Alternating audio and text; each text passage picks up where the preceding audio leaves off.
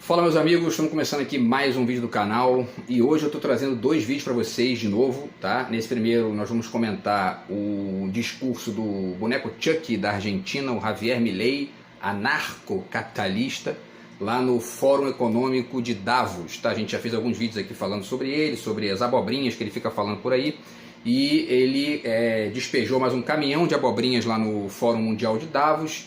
E eu vou fazer alguns comentários aqui, porque tem algumas lições interessantes no que ele está dizendo aqui, no sentido de entender uma certa ingenuidade da direita da América Latina, e especialmente aqui da América do Sul, tá? E no segundo vídeo eu vou comentar a questão da Damares lá, né, e do imposto dos pastores, que agora vão pagar imposto, né? E ela fez um comentário também lá que eu vou refletir com vocês aqui no segundo vídeo, tá? E deixo os dois links aí e as notícias respectivas também, certo? Antes, deixo para vocês mais uma vez aqui a dica do meu novo livro de poemas, do outro lado de cá, tá? Tá na descrição do vídeo aí. E, enfim, eventualmente vocês querendo entrar em contato aí pelo Zap, a gente conversa a respeito, tá? Bom, pessoal, então vamos lá. O boneco Chuck foi lá, né, no Fórum Econômico de Davos e fez um discurso bizarro e a gente vai comentar aqui, tá? Eu vou lendo alguns trechos. Antes, eu já vou inclusive deixar para vocês, eu até separei aqui, deixa eu pegar aqui porque eu até esqueci de falar isso de saída.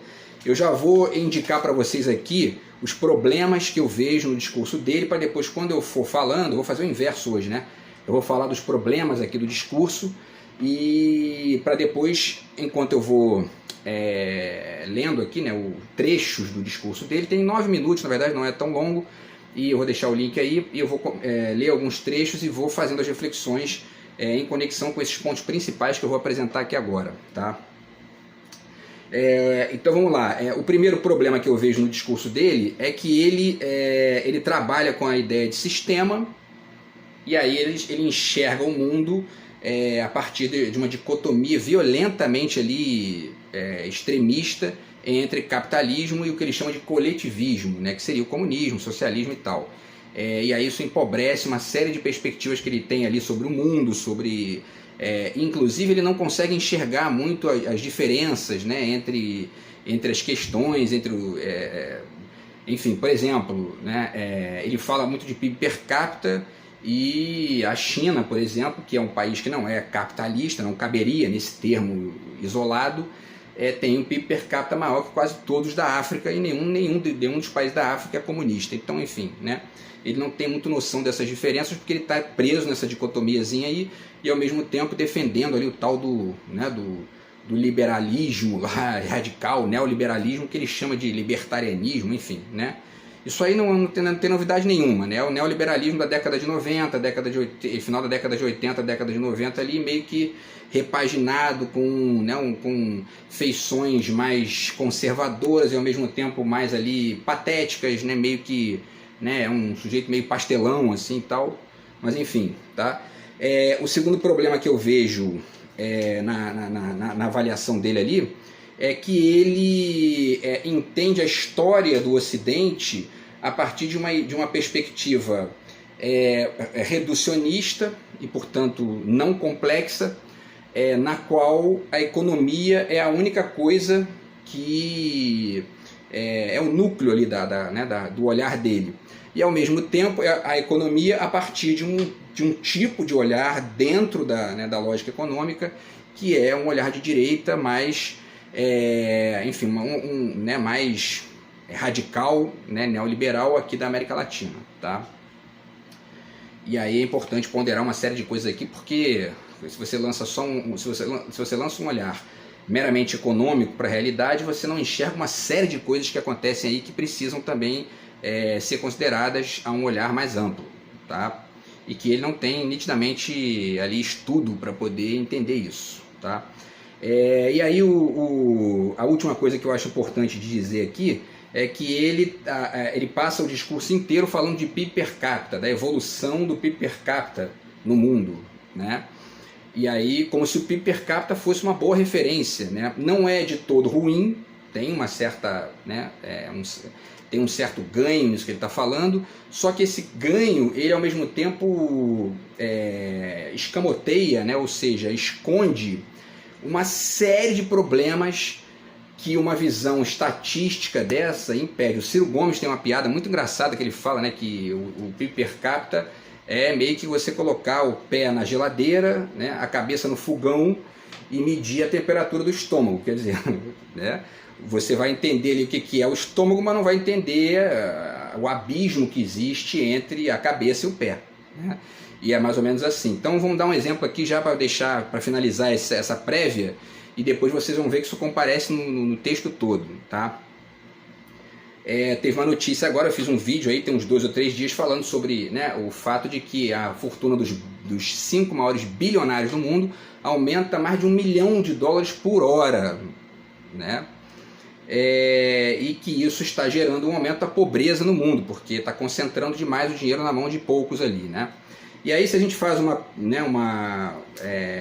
tem aquela coisa, né, de a história do planeta em 1 minuto, se um país tivesse 100 pessoas, né, a gente costuma fazer isso para poder fazer estatística, né, que gera ali uma visão de mundo possível, mas cheia de faltas, cheia de falhas. Se você não lança outros olhares, você fica ali com uma visão meio que perneta da realidade, tá? E aí vamos lá então, né? Imagina que o mundo tem 100 pessoas, certo? E aí 2 dessas pessoas têm 100 bilhões de dólares, ou 100 bilhões de reais, 100 bilhões de reais na conta, né? Que é isso que a gente está vendo aí no mundo hoje, tá? Essa gente lá tem até muito mais do que isso, né? Mas vamos lá então, né? 2 pessoas dessas 100 têm 100 bilhões, 3 delas têm 1 milhão na conta, que é aquela galerinha que está ali um pouquinho abaixo, né? 5 tem 10 mil na conta todo mês, e os outros 90 ganham R$2.000 cada um, que é assim que está rolando aí no mundo, né? A média, o PIB per capita dessa população aqui de 100 pessoas vai ficar em R$2.032.300. Portanto, não vai demonstrar a realidade da maioria esmagadora, né? De mais de 90, na verdade não vai demonstrar apenas a realidade das 2 pessoas que têm 100 bilhões. Os outros têm muito menos que isso, né?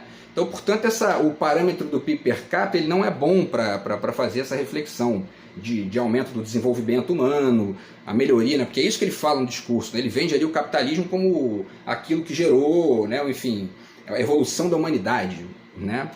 E a gente pode perceber isso em alguns casos, por exemplo, como o Catar, né? Que é o país da Copa lá, que tem uma renda per capita alta no cálculo, mas isso se deve muito a uma concentração muito violenta de dinheiro ali na mão daquela galera dos sheiks do petróleo e tal, e muita gente ferrada lá que não aparece nesses 130 mil dólares anuais, né? Então, que eles dizem lá, tá?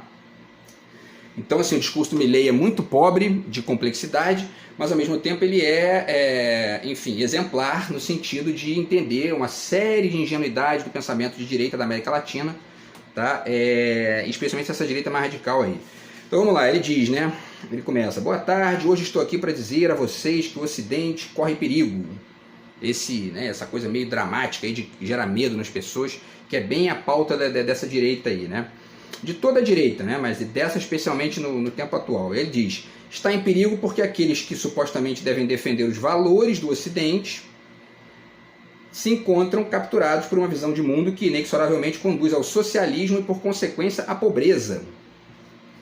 Ele faz uma conexão entre socialismo e pobreza que, assim, a gente pode até ponderar que existem experiências do socialismo que geraram talvez aí pobreza, ou talvez uma dificuldade maior de enriquecimento, né, para a maioria, mas a pobreza, a miséria mesmo, existe no capitalismo, né?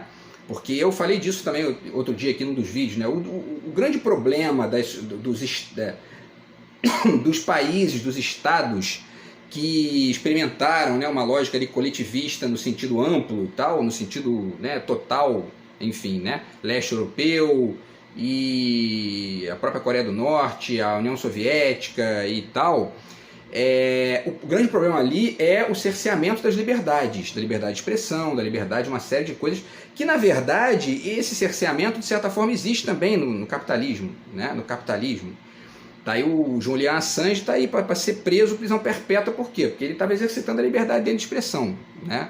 Mas enfim, voltando, né? Então essas experiências tipo Coreia do Norte, leste da Europa e tal, essas experiências geraram um problema sério de cerceamento das liberdades, mas não exatamente de produção de pobreza no nível do capitalismo. É porque quando as pessoas rotulam as experiências socialistas mais radicais ali de produtoras de pobreza, é porque o olhar delas está meio viciado pela influência de ficar olhando para os ricos que o capitalismo produz. O capitalismo produz mais ricos do que o socialismo, é fato. Mas também produz mais pobres. Essa é a questão. Exatamente porque produz mais rico, produz mais pobre. Então, a cabeça do Milley, quando ele diz que essa visão de mundo inexoravelmente conduz ao socialismo e, por consequência, à pobreza, você está viajando. Basta olhar para a África. Quantos países tem a África é o lugar do mundo que tem mais país pobre. Os países mais pobres do mundo estão quase todos na África. E os que não estão na África também não são comunistas. O Afeganistão, o Haiti, certo? Mas todos os outros são da África e a África não tem nenhum país comunista. Como é que ele explicaria isso aí? Eu queria ouvir a opinião dele aí sobre isso, tá? Então, assim, é uma viagem completa isso aqui, né?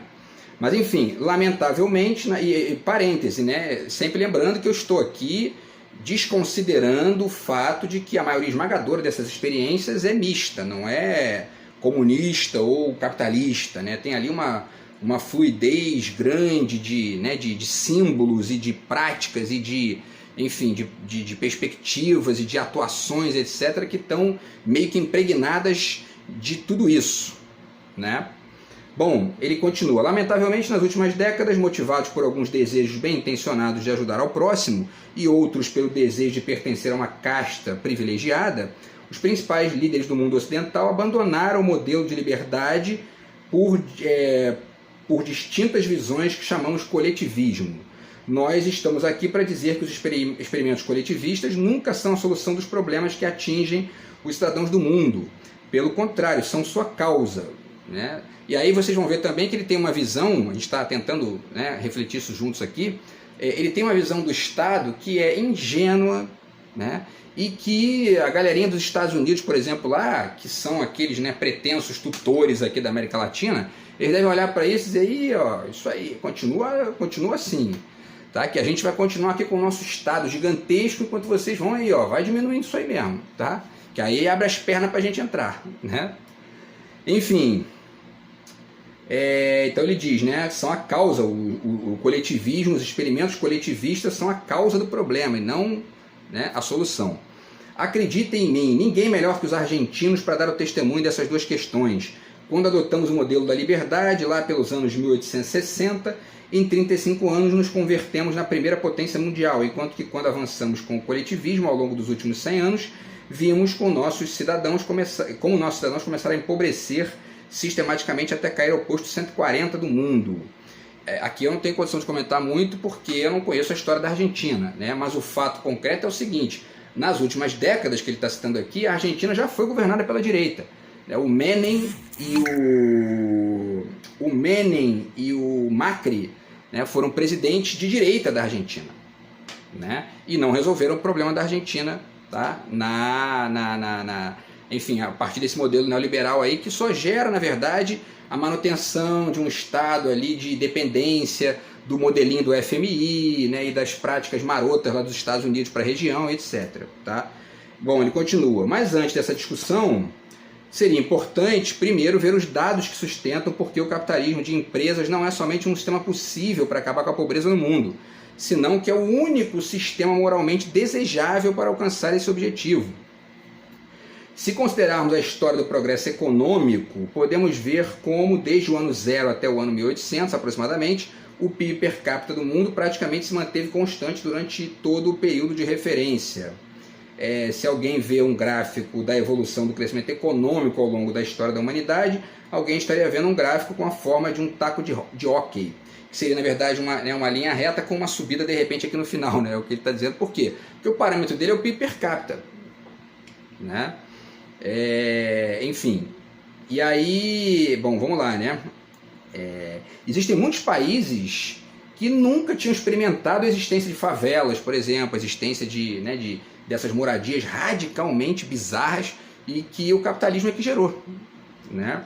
Depois de um certo crescimento ali até o século XIX e tal, certo? Ao mesmo tempo ele fica falando de evolução do crescimento econômico ao longo da história. Vale citar aqui, né, nessa perspectiva, esse trabalho do Foucault, que é As Palavras e as Coisas, que é sensacional, e que o Foucault reflete aqui, dentre outras coisas, as modificações estruturais da ciência econômica, né? Antes de se chamar economia, se chamava análise das riquezas, né? E tinha uma outra estrutura, um outro modo ali de percepção do mundo e tal. E aí isso foi sendo construído por alguns pensadores que ele cita do século XVIII, tá? Eu acho que é 18, 17 ou 18, agora não lembro a data. Mas enfim, ele fala de Condorcet, né? Fala de outros autores, o próprio Adam Smith e tal, Davi Ricardo. Ele fala de vários autores aqui que foram aos pouquinhos ali constituindo uma certa gênese estrutural dessa modificação da análise das riquezas para o que se chama hoje de economia, né? E aí, por que é importante entender isso? Porque quando você entende isso, você não cai na esparrela e na ingenuidade e no reducionismo e no simplismo e blá blá blá de achar que a economia é a melhor visão que se pode ter sobre o mundo. Isso é datado, isso foi construído, né, num certo desenvolvimento que, inclusive, eu já li esse livro do Foucault tem muito tempo, então não lembro tudo que ele fala ali, mas a estruturação mais ampla e mais complexa, ou mais ampla e mais, digamos, mais volumosa, né, da economia como ciência, como pretensa ciência, se deu junto com o desenvolvimento da Revolução Industrial e do capitalismo, né, e do comunismo, e dessa lógica aí, tá? Então, quer dizer, isso também pode ser, de certa forma, um indicador de uma certa tendência que está ali meio que para sustentar, né, no âmbito de uma certa verborragia científica ou pretensamente científica, uma lógica que interessava aos mecanismos de poder ali. E aí as pessoas ficam achando que a economia é a melhor coisa que a gente tem que fazer para entender o mundo, é pegar a economia, né? O Foucault, ele é um cara brilhante para mostrar essas coisas, porque ele está aí o tempo todo ponderando. É por isso que eu falei uma vez aqui da ideia de saúde mental, né, que muita gente olha e acha que lindo, expressão muito bonitinha.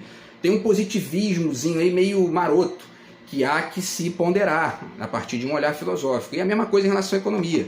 A economia é um olhar. Se você só lança ele, você está ali com uma visão de mundo perneta e você fica falando essas bobagens aqui, tá? Bom, pessoal, então continuando, tá? Vamos ver o tempo aqui. E aí ele continua, né? Ele fala e tal que a evolução, né, tem a ver com a questão do taco de hóquei, uma função exponencial que se manteve constante por 90% do tempo, e que, né, ou seja, né, ficou muito ali a mesma coisa durante esses 1.800 anos aí, e que dispara exponencialmente a partir dos anos 1900, tá? A única exceção a esse histórico de estancamento se deu no fim do século XV com o descobrimento da América. Só que ele não cita que aí tem a escravidão, né? Tem uma série de coisas aí que são, no mínimo, questionáveis, para dizer o mínimo aqui, né? Porque são, na verdade, deploráveis. Enfim, porque a escravidão, ela é, de certa forma, uma espécie de prévia da Revolução Industrial. Porque ali é o quê? O que é a escravidão? A escravidão é lucro. A escravidão era lucro. Simples assim. Ó, mão de obra barata, de graça, na verdade, só dava comida e um lugar para dormir lá quando dava. E aí você tem o que? O excedente da produção, digamos assim, vai todo para a mão de quem está ali escravizando aquelas pessoas. Aquilo ali foi uma prévia da Revolução Industrial também. E no interim da Revolução Industrial, isso que eu digo, né? Essa lógica de escravidão e semi-escravidão, isso se manteve, né? E aí o Marx vai ponderando ali que várias lutas começaram a se dar para poder as pessoas começaram a acontecer, né, para as pessoas conseguirem diminuir essa opressão violenta. Eu tenho que trabalhar, meu irmão, tem que trabalhar 20 horas por dia, é isso aí, senão vai morar na rua, dane-se, entendeu? Então, quer dizer, esse jogo aí, essa lógica bizarra que foi sendo contraposta por civilidade, por justiça, no sentido do direito mesmo, né? Constituição de leis, construção de mecanismos enfim, de mediação de conflitos para poder minimizar essas coisas aí. Tudo isso é Estado, né? Que essa gente ignora e trata como se fosse um entrave histórico às movimentações, né? Enfim, lindas e maravilhosas do capitalismo, né? Entendeu? Tá? Então, enfim, continuando, né? E aí ele diz, né, da única seção e tal do século XV, tirando isso, ao longo de todo o período entre o ano 0 e o ano 1800, o PIB per capita do mundo se manteve estancado. Agora, não só o capitalismo gerou uma explosão de riqueza e, parêntese, uma explosão de pobreza também, né? Desde o momento em que se adotou como sistema econômico, como se alguém atualiza os dados, o que se observa é que o crescimento vem acelerando ao longo de todo o período. Durante todo o período compreendido entre o ano 0 e o ano 1800, a taxa de crescimento do PIB per capita se manteve estável em torno de 0,02 anual.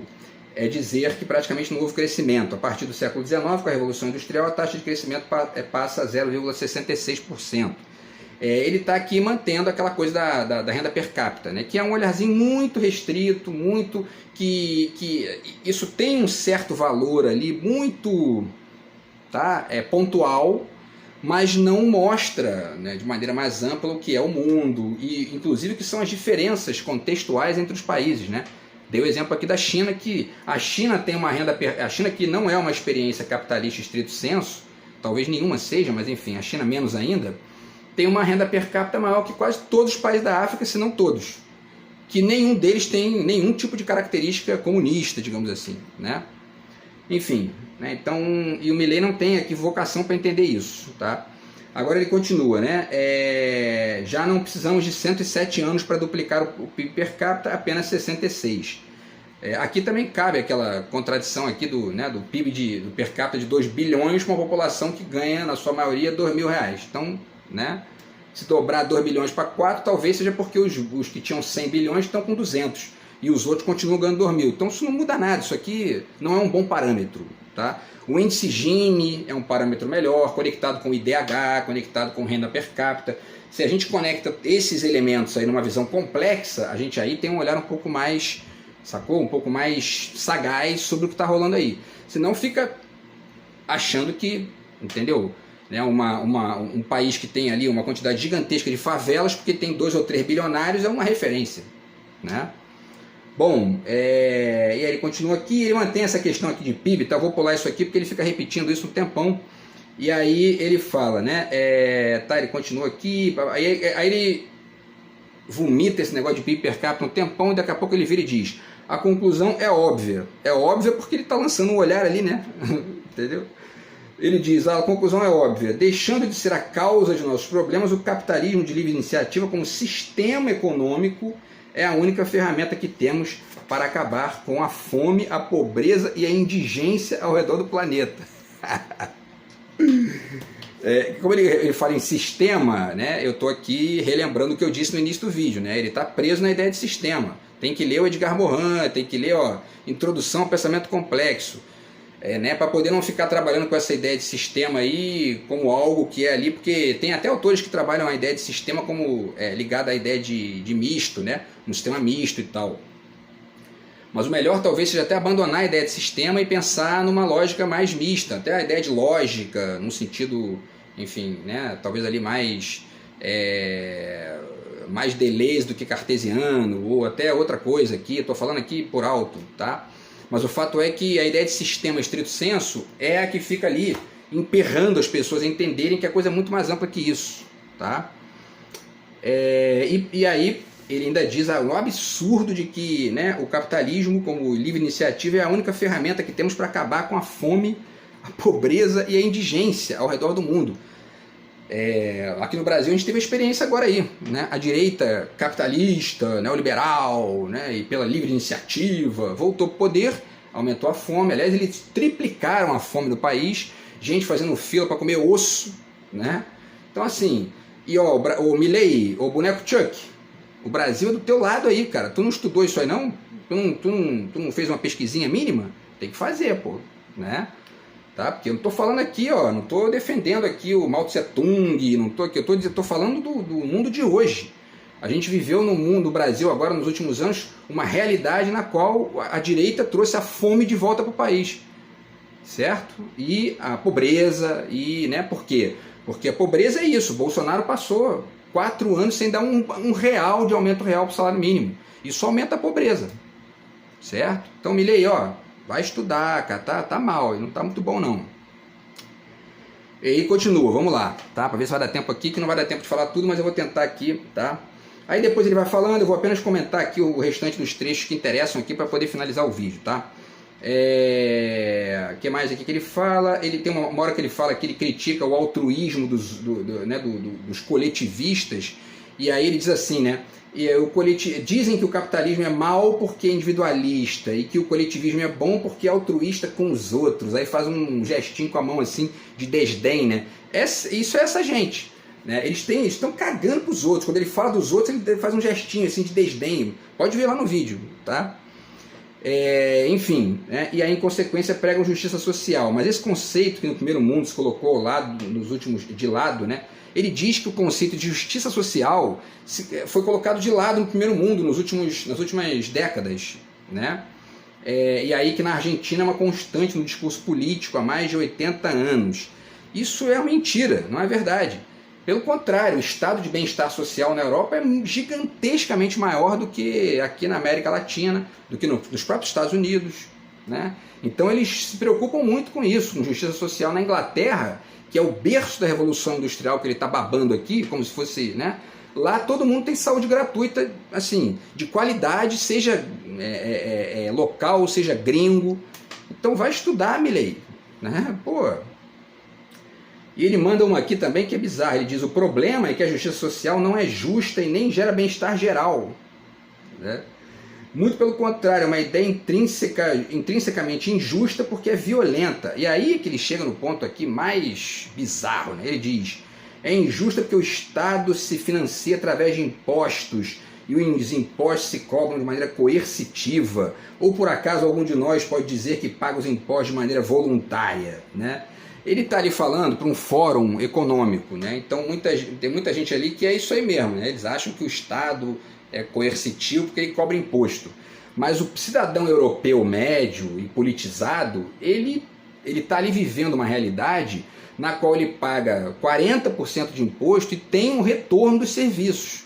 Por quê? Porque não existe um Milei por lá, não existe esse tipo de bobalhão aqui, como é o bobalhão Bolsonaro, Paulo Guedes. Na Europa eles são assim, a minoria da minoria da minoria, não ganha eleição, lá dificilmente ganha eleição, quando ganha faz cagada, depois sai, porque é assim que funciona. Privatizaram a água na França, na Alemanha, já reestatizaram de novo, porque não dá certo, né? Então assim, o sujeito viaja e ao mesmo tempo, né, se ele falar isso, por exemplo, num fórum que não seja dessa gente com um olhar estritamente econômico e um olhar o estrito do estrito, né? Que é uma linha dentro da economia, que é uma linha dentro da história do pensamento, né? Então se ele for falar isso num fórum mais amplo aí, vão rir da cara dele, entendeu? E se ele falar isso nos Estados Unidos, ó, vão aplaudir, mas pensando assim: isso aí, bobalhão, isso aí, vai fazendo estado mínimo lá, que a gente aqui tem um PIB de 22 trilhões de dólares, tá? Certo? Para poder sustentar 800 bases militares pelo mundo, para manter o nosso livre mercado, né? Mantido com exército, com marinha, com aeronáutica, sabe? É uma gente assim inacreditavelmente ingênua e ali de terno e gravata, posando de especialista na história do Ocidente, sabe? É um negócio inacreditável. E aí ele vai, fala mais um monte de coisa aqui, que não vai dar tempo de falar, tá? Mas enfim, né, ele entende basicamente o Estado como algo coercitivo e o livre mercado como, né, o paraíso da humanidade. É um ingênuo, né? O boneco Chuck tem muito que aprender ainda, tá? E a Argentina vai passar maus bocados aí com esse sujeito, tá? 4 anos lá. E enfim, a gente vai refletindo aqui, tá, em outros vídeos. Eu de repente faço mais um vídeo aqui, ou qualquer dia desse aí, para poder comentar o restante aqui das baboseiras que ele falou lá, beleza? Então a gente se fala aí no próximo vídeo do canal. Grande abraço, tamo junto, fui!